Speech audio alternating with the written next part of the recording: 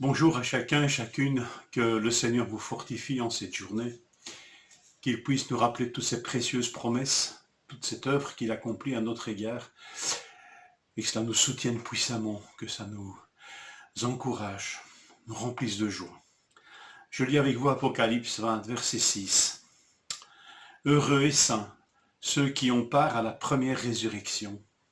La seconde mort n'a point de pouvoir sur eux, mais ils seront sacrificateurs de Dieu et de Christ, et ils régneront avec lui pendant 1000 ans. Encore une béatitude du livre de l'Apocalypse. Heureux, ceux qui ont part à la première résurrection. Encore, rappelons-nous, une béatitude, une parole de grâce, et non de vanité, de prétention. Parole de grâce, heureux. Qui sont donc ceux qui auront part à la première résurrection?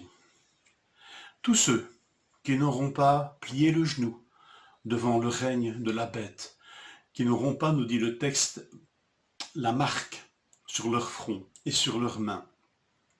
Et tout cela à cause du témoignage de Jésus. Qui donc leur donne la force de résister à une telle pression? Le fait d'appartenir en fait à un autre royaume. Ces hommes, ces femmes, sont devenus citoyens d'un autre royaume en naissant une seconde fois. S'il y a une seconde mort, béni soit Dieu de ce qu'il y a d'abord une seconde naissance possible. Jean 3, verset 3. Jésus lui répondit, en vérité, je te le dis, à moins de naître de nouveau, personne ne peut voir le royaume de Dieu. Nicodème lui dit, comment un homme peut-il naître quand il est vieux? Peut-il une seconde fois entrer dans le ventre de sa mère et naître? Jésus répondit, en vérité, je te le dis, à moins de naître d'eau et d'esprit, on ne peut entrer dans le royaume de Dieu. Alors, ces hommes et ces femmes, c'est sans doute votre histoire, je pense que c'est la mienne, qui sont nés d'en haut, qui sont nés de nouveau, qui ont pu entrer dans ce royaume, lorsqu'un autre royaume leur est imposé, impliquant l'allégeance complète, alors ils ne peuvent s'y conformer, parce qu'ils appartiennent à un autre royaume, le royaume de leur bien-aimé, le royaume de leur Seigneur, de leur Sauveur. Rappelons-nous que cette fameuse marque sur la main et le front est encore une singerie de Satan, de l'adversaire, qui singe un signe puissant que le Seigneur avait quelque sorte, ou c'est plutôt un signe, oui, ou un enseignement puissant que le Seigneur avait donné à son peuple. C'est un signe d'attachement, c'est une expression qui parle d'attachement, mais c'est seulement réservé à la parole de Dieu. Deutéronome 11, 18, « Mettez dans votre cœur et dans votre âme ces paroles que je vous dis, dit le Seigneur. Vous les lirez comme un signe sur vos mains et elles seront comme des frontons entre vos yeux. » Il est des Israélites qui mettent à la lettre cette prescription en ayant une boîte sur le front, liée sur le front, et des phylactères sur le bras droit, qui est une mise en pratique avec la parole de Dieu qui est écrite sur ces phylactères, ces lanières de cuir. Mais ici dans le Deutéronome, il est bien dit que c'est un enseignement que le Seigneur donne et qui équivaut à mettre dans votre cœur et dans votre âme ces paroles que je vous dis. Attachez-vous puissamment à ces paroles. C'est vraiment des signes spirituels d'allégeance, plus qu'un signe matériel.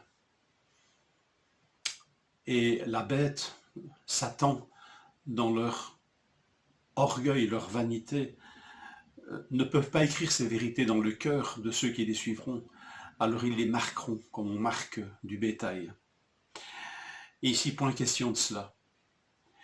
Ce signe d'allégeance, il est inscrit dans nos cœurs, il est inscrit dans nos âmes.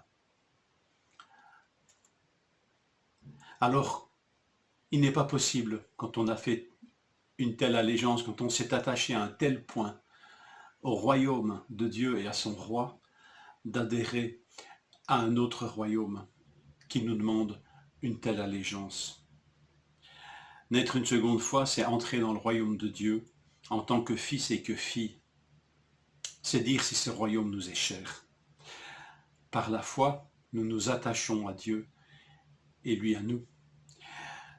La foi, une traduction, la traduction de Chouraki, le rend par l'adhésion.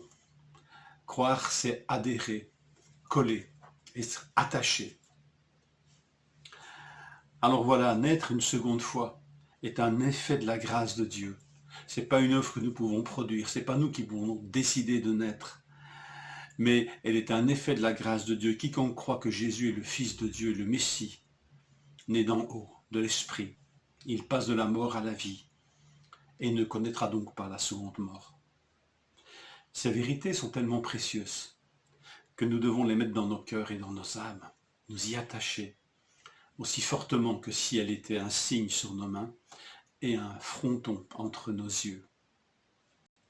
Que le Seigneur nous accorde de repasser ces vérités éternelles et merveilleuses. Une seconde naissance qui nous fait échapper à une seconde mort. Que le Seigneur vous bénisse et vous fortifie.